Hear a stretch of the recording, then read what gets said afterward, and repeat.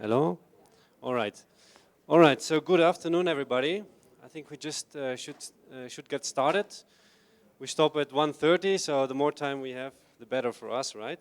So I don't know, you've seen the title. It's a bit of a strange title, no? The other titles we've seen of the brown bags are about increasing that, improving that, etc. Here we talk about in transition. New paths are only found by leaving the beaten track. And it's interesting that still a lot of people show up, right? Because it's a very uncommon title.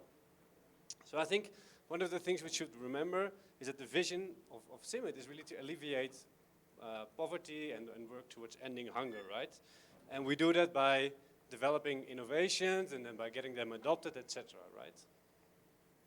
So my name is Leonard. I think most of you I know and know me. I work on scaling, and one of the things that we see there is how do we actually get from this adoption of innovations to really this new normal where there is indeed less hunger and less poverty, right?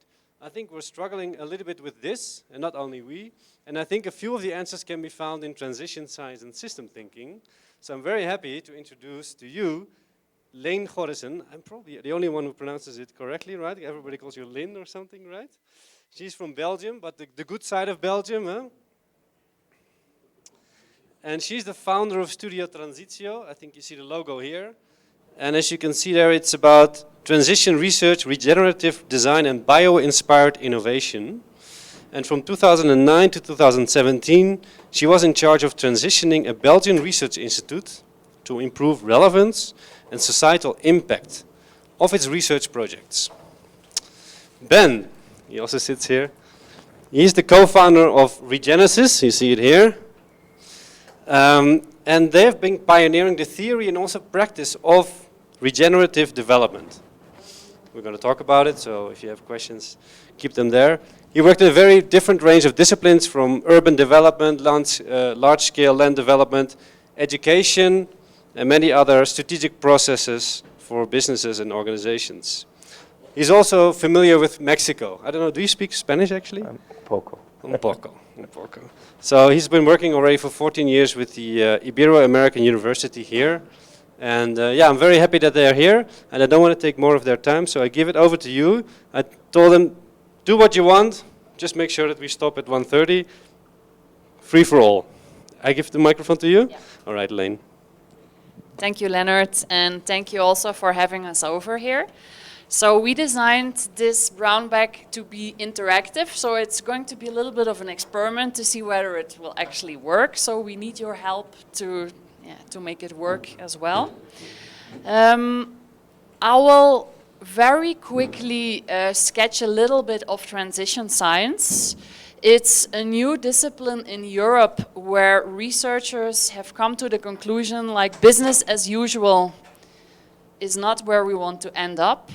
And if we keep on doing the same things that we're doing right now with sustainability, like being a little bit more effective and efficient, we are still going to end up somewhere where we don't want to end up.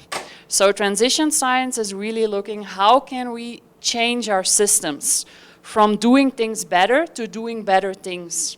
And one of the core foundations is that we have to start from visions. So not improve what's going wrong, but where do we want to end up and can we work towards that end?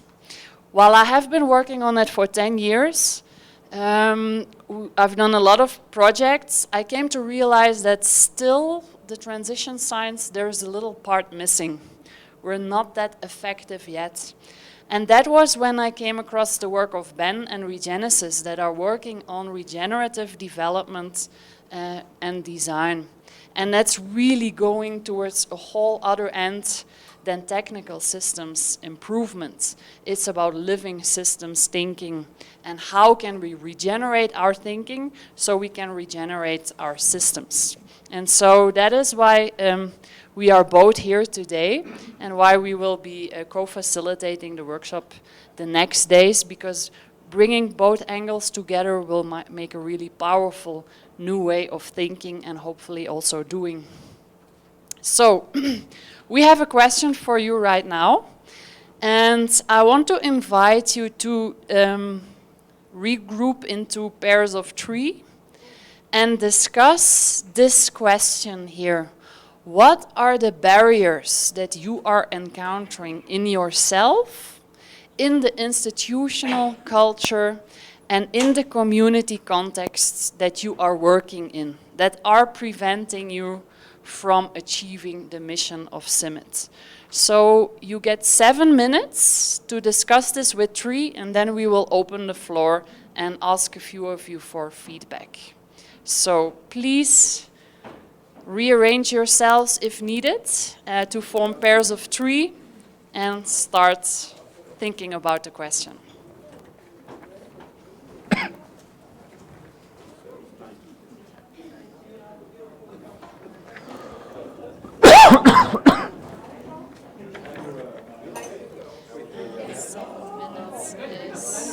How come you?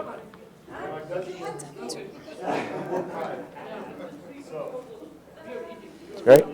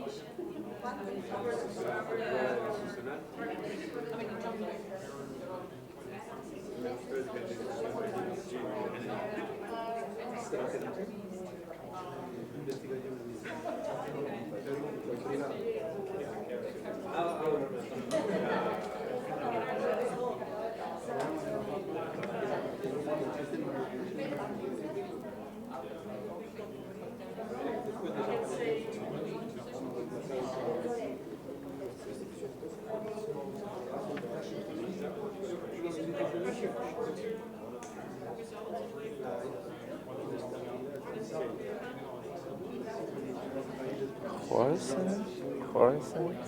Leen Gorissen. I'll get it right.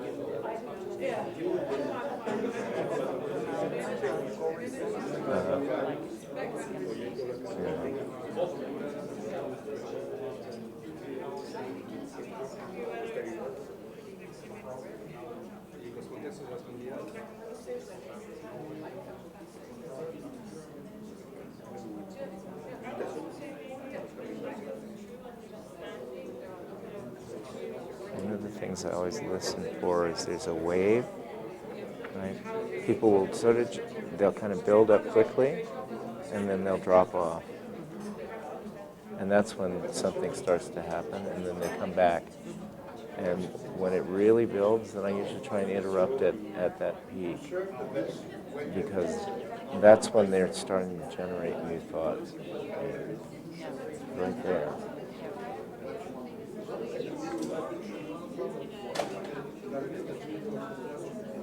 Sometimes they'll cycle through several times, but they just went through one of those waves. Right?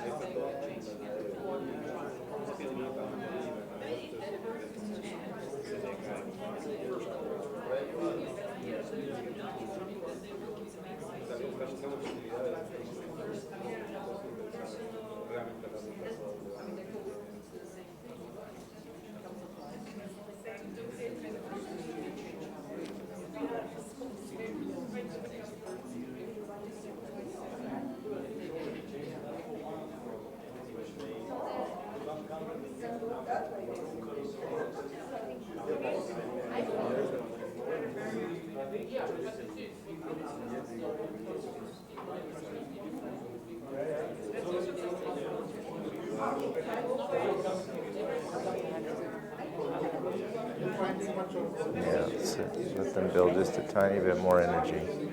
Yeah, pretty close though.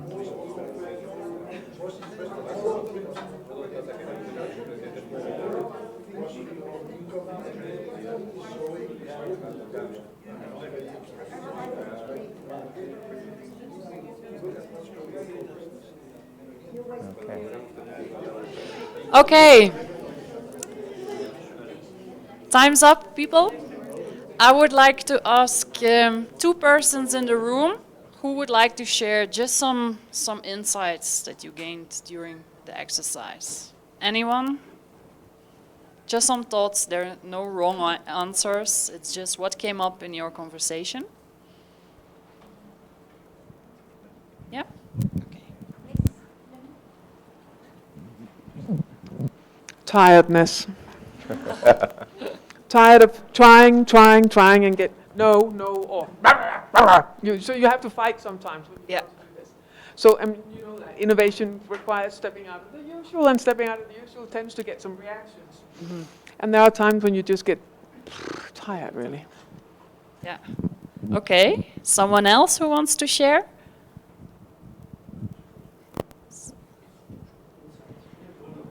Yeah.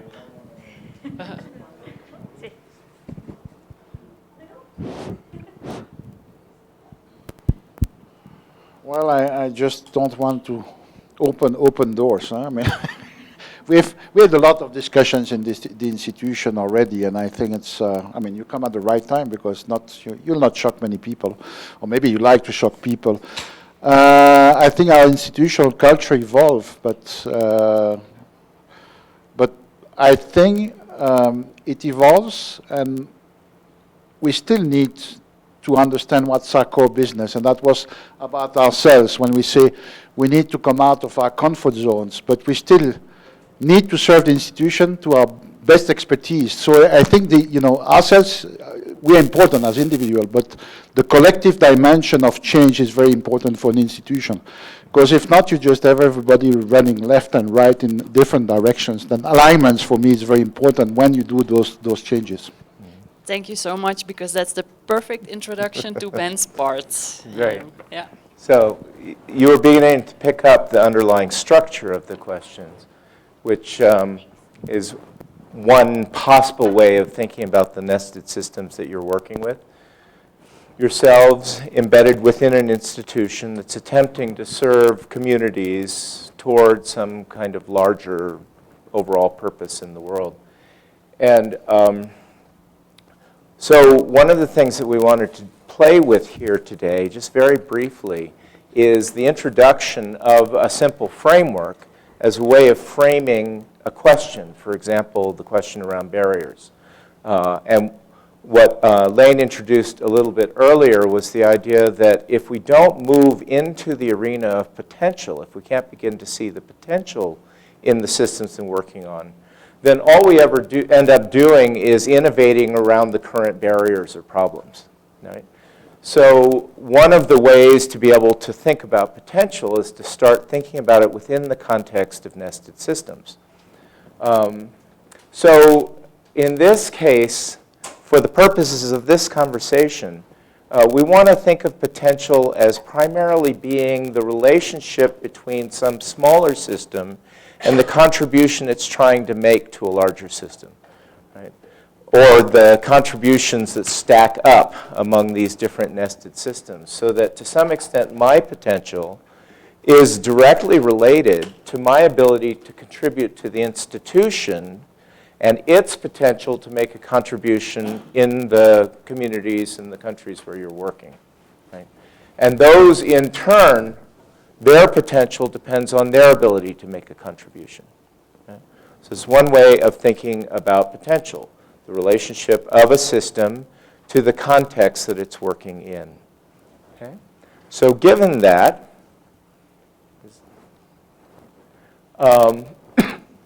we have a premise that may or may not test out, that to create deep innovation and systemic change requires working on all three types of work simultaneously, right? Which is where you were starting to go.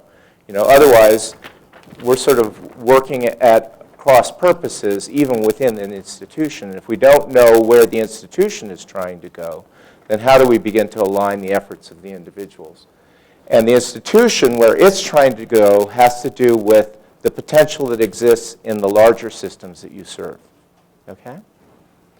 Okay, so we have a follow-up question with the same groups. Beyond what we're currently seeing, what is the greater potential of the community contexts within which we work? Therefore, what is the greater potential of CIMIT? And therefore, as members of the institution, what's the greater potential that I and my team could realize from our work?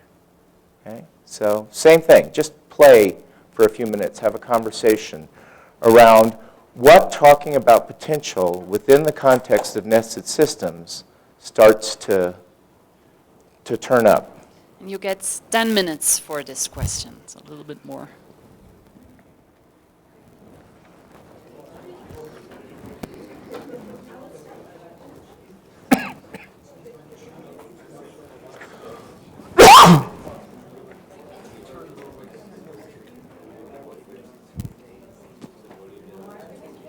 Sorry, you were going to do that.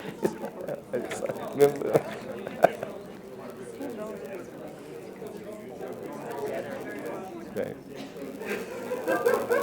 But then you can sort of maybe engage them in a little dialogue and report.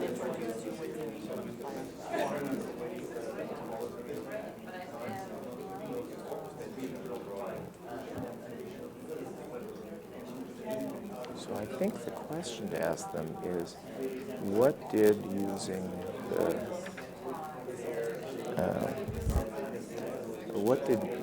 these nested system framework add to the way you worked on the question? Could you see a difference in the way you thought about the question, just through putting in a simple framework?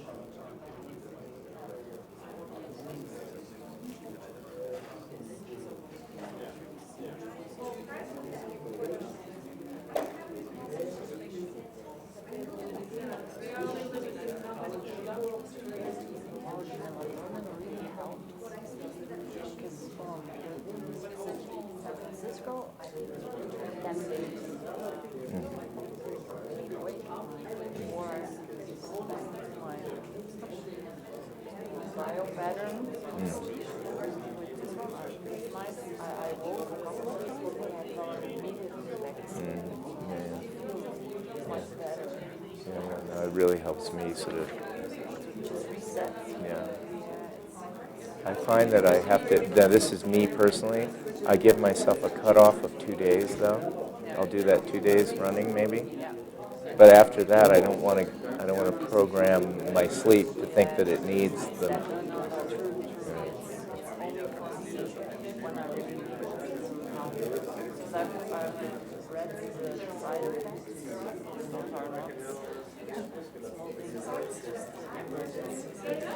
yeah, but it really helps.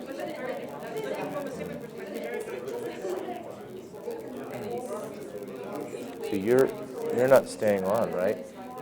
You're going to go home on Friday, Thursday night.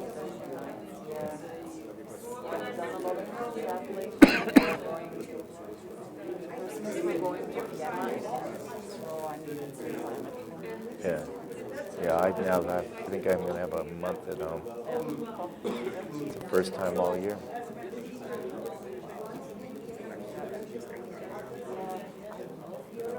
Actually, now I'm here. It said that I don't get to explore. Yeah, I'm also writing a second book.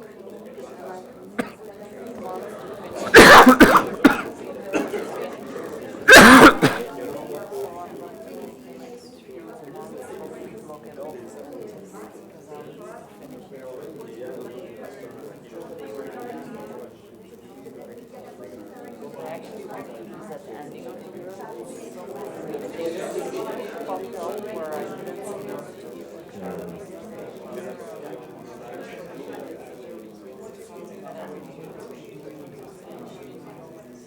Well, I hope I expressed to you my gratitude for inviting me into this. Yeah, no, it's really fun for me. It's just I'm also really grateful that you said good. yes. Yeah, perfect. I'm learning a lot through this. It's actually the perfect timing of the ERP for me to now try to do this. It's also the audience that I know best, so it's thank you as well.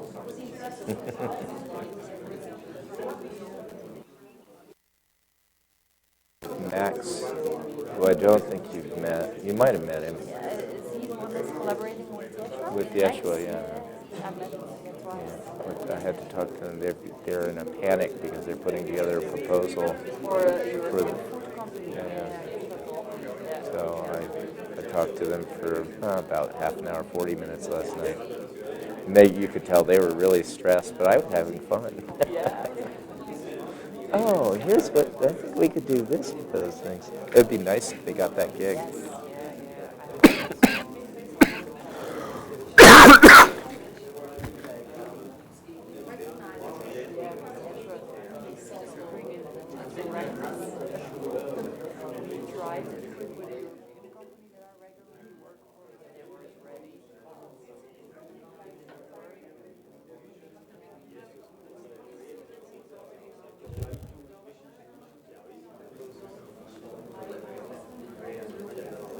But I actually hope to be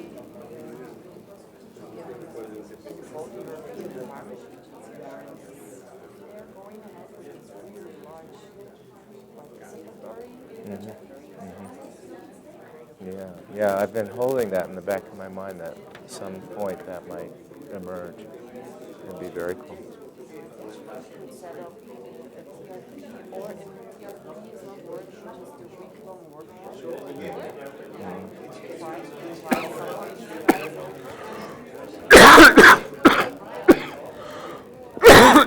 Sorry. It's so annoying, it won't go away. Have that one that might actually tie them together. I've met a couple of people from Portugal. Yeah, you mentioned that. Yeah. He's from the University of Lisbon and he's let make it work. And I really trust that if he says it, I don't know him, but it's my instinct that he means it. Good. Well, let's keep that conversation going. I'm going to have more mental space in the next month. Yeah. Okay, I think it's probably a good time to.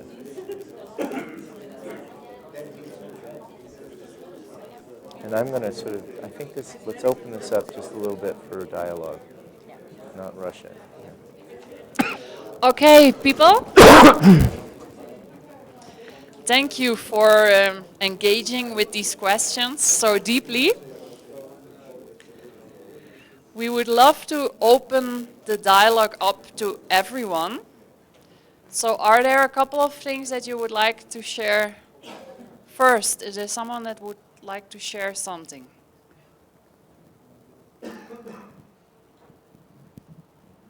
No, you want me? Yeah, there's someone. Okay. Yeah. So we Wait, were. there's a microphone coming. Yeah. Hi to everybody. So basically, we were talking about, the role of communities. What are we seeing that is a greater potential for communities? And it strikes a lot the ability of and resourcefulness of the farmers and the people out there to diversify, to innovate in their own way. And what is the greater potential of CIMIT is that ability of bringing that out to light, right? And that is where the articulating factor is what we do as a team of listening to the farmer, right, to depict and frame that process of innovation, of resourcefulness, of diversification, and bring it to the stage. So that, in that sense, the ability of CIMIT of articulating that knowledge and using its network to contrast it all around the world. Thank you. Wow, yeah, that was a beautiful sharing. Someone else wants to add on to this or another thought?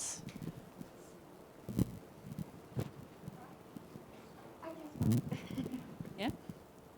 Perhaps challenging a little bit now that we are trying to think in another way. One of the discussions that we were having is how important now for the institution is the breeding component that it was the start of the institution. How really what we are doing now, our core business that has been our reference, that is the seed, is the main thing, or it's since the beginning, was the capacity that we articulate, for instance, in the wheat breeding program worldwide, the one who play a role. It were really the varieties of wheat, or our capacity to articulate in different sites, different worldwide, coming to Mexico, India, Syria, the capacity of articulating that gives us competitive advantage.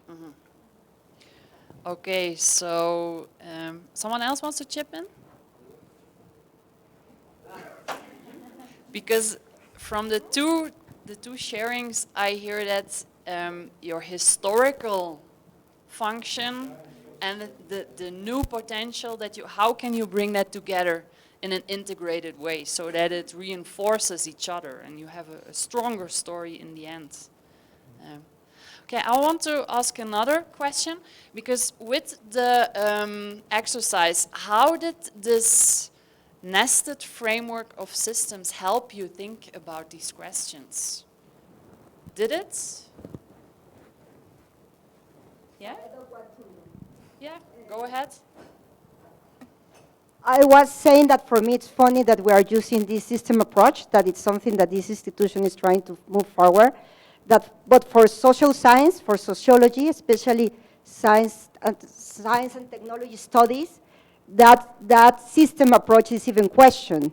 Now they are talking about starting studying dynamics, social dynamics from a flat perspective, the actor network, or the actor-oriented approach, and the actor network theory talks about start with flat, and from there start constructing, because there's a lot of assumptions behind a system approach. So for me, it was uncomfortable that you are asking me to think in a different way with a system approach that has been in the world for a long time, and that I know, at least, that it has been questioned also. You want to chip in on that, Ben, or shall we ask? No, it's what we're playing with here is how do we shift our own thinking, right? That's what we're working on in the workshop over the next few days. And how do we introduce just simple structures to allow us to notice and reflect on our thinking? So, for example, do we separate these levels in our thinking? Do we keep them sort of isolated from one another? Or do we begin to see the way that they relate and interact with one another? And when we begin to look at their relation and interaction, does it change the way we think about the whole of it and those relationships? That's actually one of the things I'm curious about. Could you see,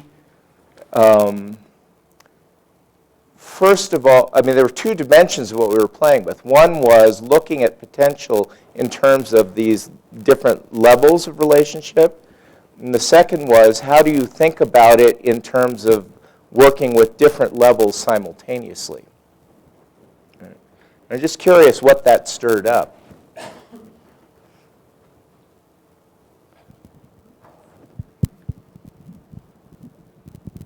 I think in our conversation we defined community a bit different than farmer community. We talked about the actor community around CIMMYT as an institution, so the multiple other organizations going from farm organizations all the way down to other research institutions.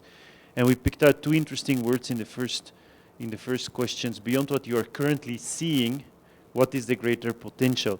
And so we discussed that probably then we should be between all the actors seeing, visualizing beyond our current interest, the potential, whatever that means, because otherwise we're talking about something too abstract. I mean, so we discussed that we could visualize what the future means outside of the current influence on the actors in the room or in the community, and that would give to CIMMYT a potential of being the convener of the space, but also the one that can look at some of the methodologies and bring those methodologies forward and identify methodologies of others and spread them through the community, not necessarily inventing all the methodologies, but also see some of those. So connecting back to what Carolina was saying, I don't think it's an either or. You have to have a strong technical, maybe methodological basis, and then you have and you have the other element, which is the visionary and the looking at the future.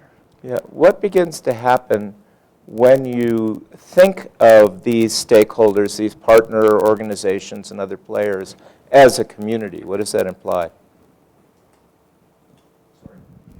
What begins to happen for you when you begin to see them as a community of partnering organizations and players?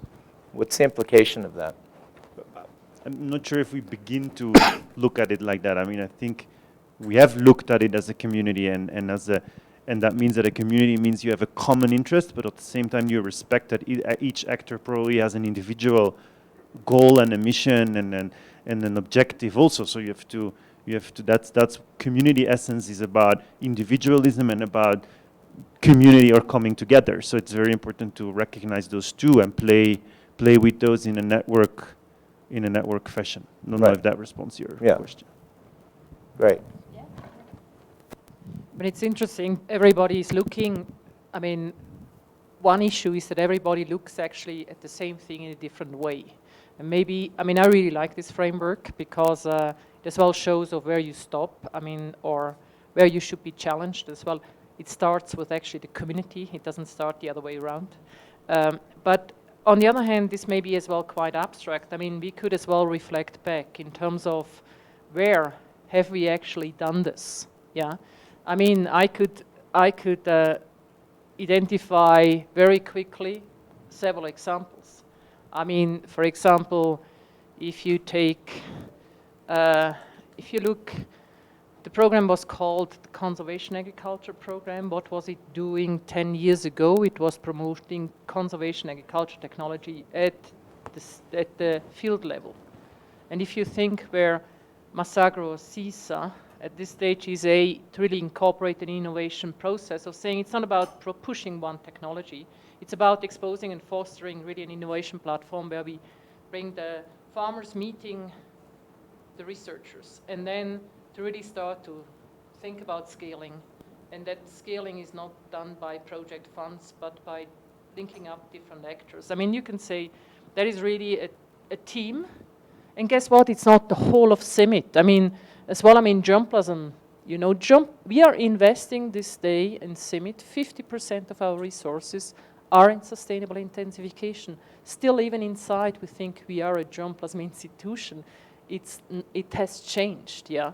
So if you're thinking back about maybe as well to think about as well about the future, it would help us actually to think where have we been able to realize that. I mean, I could take another example. I mean, the Excellence of Breeding platform was in terms of saying, hey, we have changed a lot in our breeding programs. We do things differently. Can we take this at CG level? And obviously, then it's about taking a different approach. It's not to say we teach everybody else how to do the business. It is to really make it truly participatory and draw on the many expertise that you have around the CGIAR, so and beyond the private sector and so on. So in terms of where we really, you could as well say, elevated our game. And guess what? It is, from my perspective, where I'm sitting, it's not the same thing. There is a difference between the team and the institution. It's not that what you do in one team has to penetrate the whole institution. There are different components to an institution, yeah? And obviously, at the institutional level, you want to have a coherence. But that coherence is as well established in, for example, our mission and vision, which has changed, yeah? So, yeah, it's interesting to, I mean, it's really a nice framework. I like it. Yeah, it's simple, it's accessible, but it has the potential to really start to open up thinking. And like many of these very simple frameworks, they turn out to be deep and sophisticated as well, the more you sort of explore how to apply them. I mean, one of the basic things one of the basic living systems principles that Leen articulated in preparation for the workshop is this idea of nested systems. It's one of the fundamental ways of seeing any living system on the planet, is to try and understand its nestedness and the relationships up and down those scales of system. Okay, I think it's time to go to a really beautiful story where Ben was invited into a project and he brought in this kind of thinking. And it's called Playa Viva. Yeah. And Ben is going to highlight a little bit of the work that he's done there. So we thought it might, to go from the kind of cerebral conversation we've been having to a specific community context in which this way of thinking was applied. Now, this is coming out of my field, so this was really a project development within a community development context. But I'm hoping that it will be vivid enough that you can see maybe ways that it relates to your work. So the project is called Playa Viva. It's on the coast here of Guerrero. It started out as it was going to be a really ecologically sustainable resort retreat kind of project was the idea. And the fellow who started it, they had a beautiful piece of land there. And he saw himself coming in as an actor with kind of like, I think, when you guys launched, that you were beneficial actors bringing something good into the community. And what he missed in the way he was conceptualizing the project was that it was a purely transactional relationship, really. He was going to bring in his project. He was going to hire local people to sort of help stimulate the economy, and they would therefore benefit. The problem was that the community, there was a small village they were coming into, and it had been in decline for a long time. They'd deeply impoverished the ecosystem through oil palm plantations. The community was economically depressed. People were discouraged. The young people were all moving away to the bigger cities. Same problem you see in rural communities all over. And so when we began to get involved in the project, what we did is invited him to join us in a conversation with the local elders. And through that, it was a single conversation that transformed the project, because they began to open up to him the deep history and culture of that particular village. It had been a critical stopping point within the Aztec network.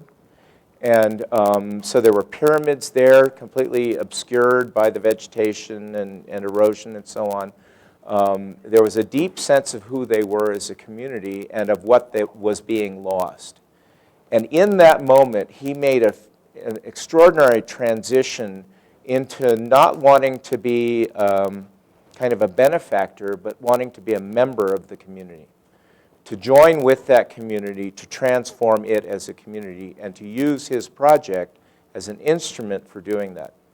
So that he shifted off of his project, which was the inner circle, the us, the individual. He shifted off of his project out to the community context and began to see that if he could re-knit the health of that community, they collectively could then take a place in the world. And so they did a whole bunch of things. One of the first things that he did was to begin an organic and biodynamic farming program with the local farmers so that they could increase, obviously, the value of their crops, but they could provide him the quality of produce he needed for the resort, right? So he helped launch, a whole new agricultural sector. They did it in a kind of permaculture way, integrating with the existing orchards and so on. As a result, they have this beautiful food at the resort. With local artisans and builders, they use local materials to create these tree houses, which are actually hanging out up in the air above storm surges, right? So there's very, very low impact on the land itself, and these are much less prone to being damaged in, storms and so on. And they're fun and they're cool and very resorty. See, they worked a lot with local fishermen to improve the fisheries. And one of the groups that they worked with, this was quite interesting to me, is there was an existing tradition of harvesting salt. And the salt, it turns out, is very high quality. So what he did was he went out and had it tested for the mineral content in the salt to demonstrate its nutritional value, and then help them start marketing the salt, right? So he, through the resort community and all of the guests that were coming in, he was able to establish the viability of this, industry that was in steady decline. But probably the most potent story that came out of Playa Viva is the one about the turtles, because this is a major turtle nesting area, and so there was a whole community of poachers who lived off of poaching the eggs and the turtles.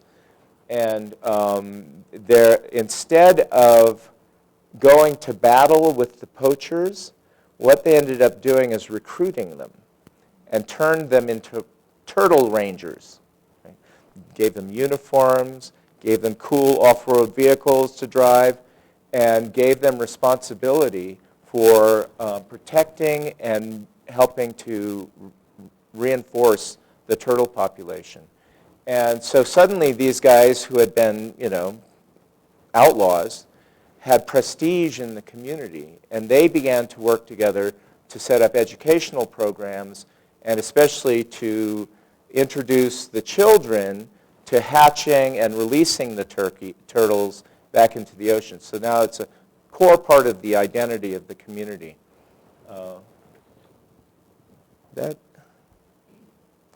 So what this began to do is establish a relationship between Playa Viva, the project, all of these different, little enterprises and community groups and constituencies working together to create an experience for the guests who would come in.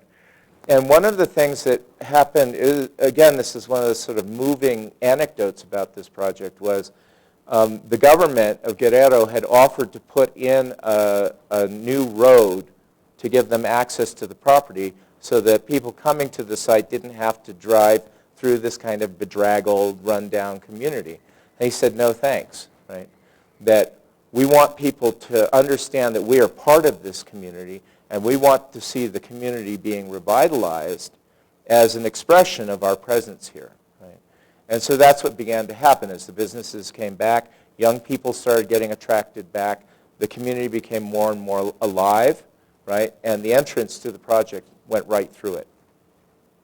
So there was the project created the conditions for tourists who are usually very dissociated from these communities to actually have real, meaningful contact with that place, that community, that ecosystem. And so it's become ecotourism in the best sense. Right? It's a tourism of involvement and engagement. So it's a little outside the arena of research on wheat and maize, but hopefully it gives you a sense of how looking through the way these nested connections work can transform the way a project thinks about itself. Yeah, they even brag about it on their website. And there's the turtles being released. It's become a family celebration each year. And yes. Yeah, I was. Yeah. If you can make it happen, I'm there. And yeah, just to round off, you can see that a project like that can be an enabler for a whole community to regenerate. And even for a sector like the ecotourism sector to regenerate. So you can see, if you think in the nested levels and where is the potential that you can play with, it can really become a catalyst for more drastic and systemic change. So yeah. Are there any last minute. Let me just say one little thing, and then let's open up for any questions. We read the case study, the published case study about Masagra, and it was fascinating to look at it because at least in terms of how it shows up in the book, it's a gorgeous, successful project. But how could it be enriched? How could all of that work that's been done in terms of really outreaching into those farmer communities, creating peer-to-peer relationships and so on, how could that be leveraged to accomplish this level of renewal? I think that's one of the questions we want to explore as a kind of case study and then see if it can be translated into a host of other projects. So. Questions? So in this really nice story, I mean, the role of leadership for challenging the status quo. I mean, if that guy hadn't shown up to do the project, even though perhaps in the beginning it was misdirected, I mean, if it wasn't for his presence, it probably wouldn't have happened to begin with. And fortunately, he teamed up with you and got a redirect. But yeah. So again, I'm just asking the role of leadership. Well, it's interesting because what grew out of these relationships, right, with these various groups, that was a leadership development process. It wasn't necessarily what they were started out articulating it as, but you can see that each one of these little, fisher groups and so on, all of them are beginning to take leadership within the context of understanding a larger system, right, and how the relationships among them. So leadership for me really has more to do with how are you growing that, how it's a basic capacity that was missing in the community. He represented an intervention into the system, a sort of shock to the system, and it could easily have been a deleterious shock, right? But we represented a shock to his system, right? Actually, who really shocked him was the pathos and deep caring of these elders that he met with. That's the moment at which he understood what it would mean to play a role within a system. And then he discovered his leadership through the process of doing that. He's grown extraordinarily in the years that he's been working on this project. He's a different human being.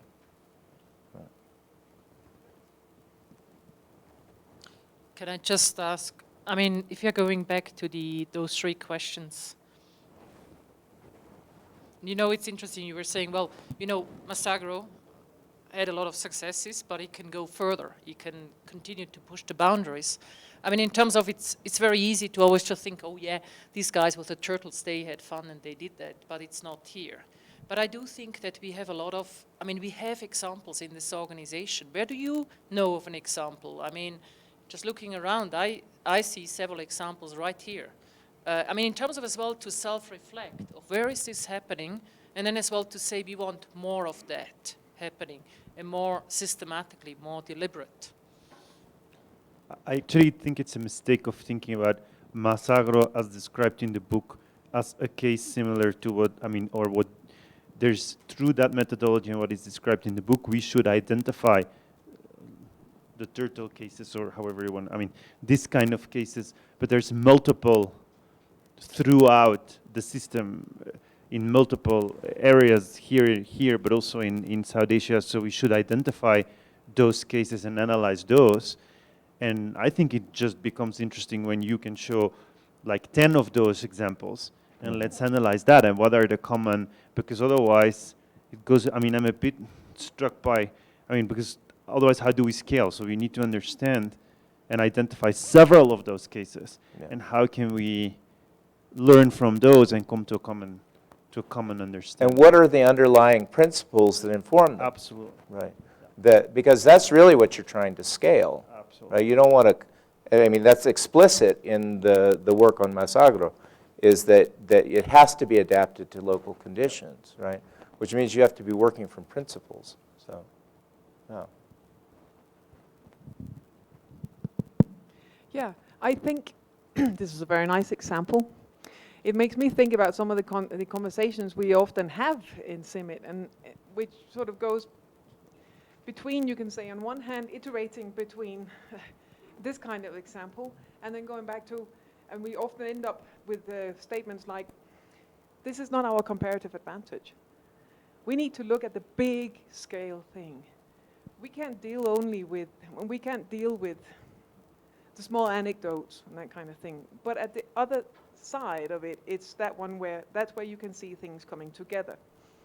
Still, that's part of where you can say our psychological psychosis or split or whatever it is, we have it in some of that, and bring it up to the larger vision. But one thing that strikes me, and it comes very clear through all what you're saying here, is, first of all, you say system, but you say system, and you actually bring things out that are beyond the biological and physical world. You mention relationships again and again, and you mention groups, and you mention people.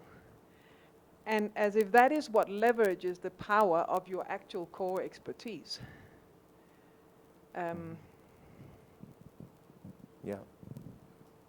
Obviously, that's a belief that we both share.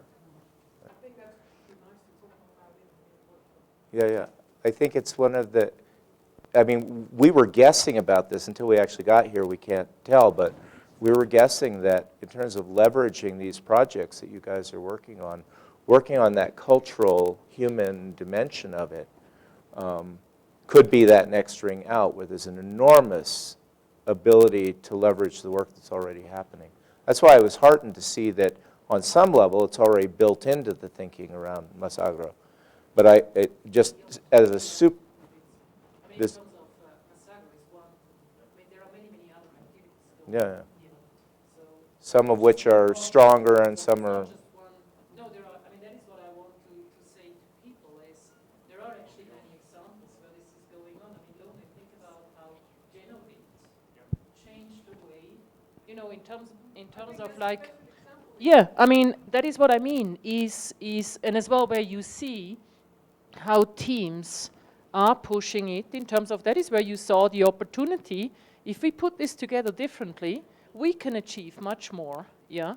And there is where I say, if I look across the organization, we have a whole range of such examples. And the core question, and that's, I mean, in terms of Masagro is a certain component, but we have many, many more examples, for example, in Asia, in other parts. I mean, Genovate is a gender research approach, I mean, in terms of how to really put things together differently. And to then really say, you know, we have some of these things. How can we do it more systematically and more deliberate? And as well to say, hey, what is the next stepping stone to Genovate? Yeah? I mean, to not say, I'm happy with where I am. I mean, not that I'm implying that anybody says that, but to really say, hey, we can aim even higher. Yeah? We can do more. Yeah? And in that regard, I mean, Lone, you know, maize and wheat are huge crops for improved livelihoods, and within that, any idea goes, yeah? In terms of that really pushes the boundary.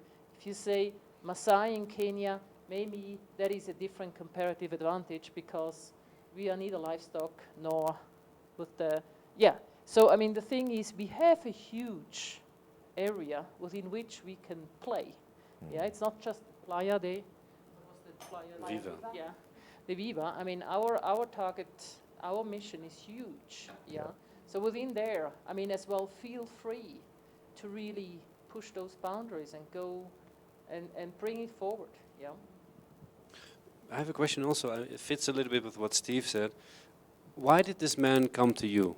I mean, everybody's intuitively in a system, and they know, well, we'll work with this community. Why did he take that so seriously and say, maybe there are methods, maybe there are ways to do this better? How did he approach you?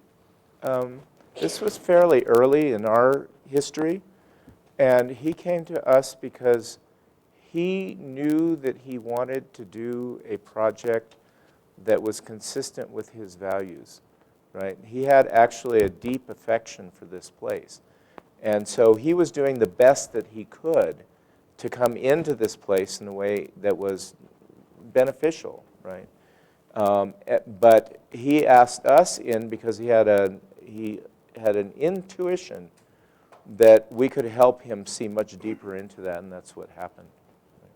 Because partly that's what, at the time, that was our primary focus, was on how to bring developments into communities in ways that lifted up the community. Because it's obvious to get a lawyer in to check the land, and it's obvious to get Right. but not a system thing.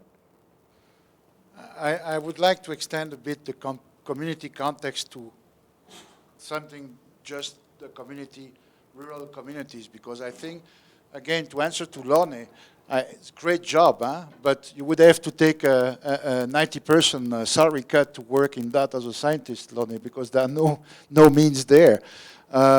But I think the community context would be also scientific community, donor community. That the way you scale things is not only working with people on the ground, but also influencing our, communities are thinking about development issues and development challenges. So I think we should enlarge that, not just taking like participatory research as what we do, because in many instances, and I repeat what I say, we are too expensive to go on the ground and work directly with people for too long. We are too much pay for that. So when we are looking at scaling, we need to also take our cost benefit into account. And I think it's very important. And we're also an international institution, so we need to think internationally, how we generate, distilled lessons from those, local experience to scale it better and faster in other places. I think one more question, from I have Carolina. been trying to talk.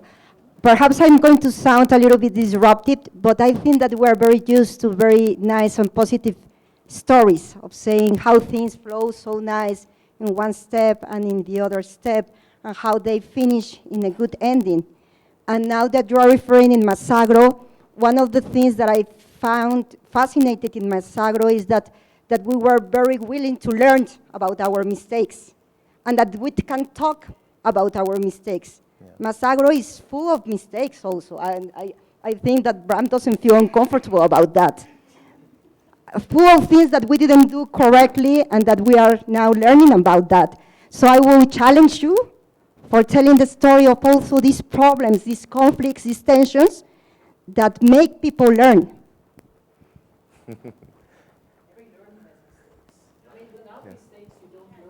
Yeah, it's critical. It's so intrinsic in it. I mean, by us highlighting, by me highlighting these examples, it is not about to say that they are perfect. I mean, you do not learn by not looking critically at what doesn't work.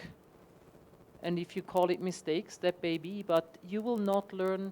That is intrinsic in it. I mean, in terms of, there is a difference between saying stepping stones and how are we going up. But to understand, where do we have that a little bit?